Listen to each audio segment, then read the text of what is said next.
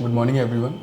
My name is Anand Sharma and I have received All India rank 236 in this year's Civil Services examination. This was my fifth attempt and my optional was Sociology.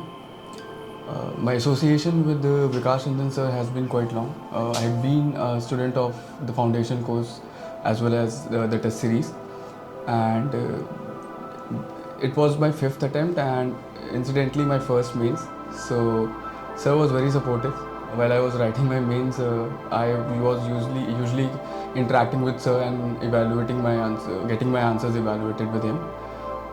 Talking about the foundation course, the best part was the synoptic notes that sir used to give. Since I was a working professional, so I was not getting enough of time to prepare. So my reliance on sociology was completely on the notes that sir gave, which actually worked for me. So if I have to give one piece of advice to the students who are appearing in the coming civil services examination, I would highly say that you should prepare your synoptic notes. This would help you a lot while you are writing your mains examination, especially if you look at this year's calendar. We don't have that 1 week of luxury time for the optional. So these notes, synopsis notes would definitely help you a lot. I would also advise these students that who are writing their answers, please don't look only upon the quantity of the answers that you are writing. Also build upon the quality, and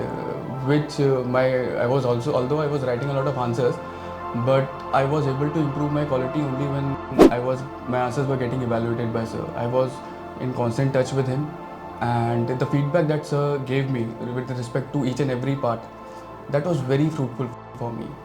Coming to the syllabus, I would, like sir only suggested me, that don't look at the syllabus of sociology as paper 1 and paper 2. You have to intermingle the thinkers. There are certain topics like politics, family, religion. So these are there in both the papers. So take them together, study them together, and write those answers in that manner only, and it would help you a lot.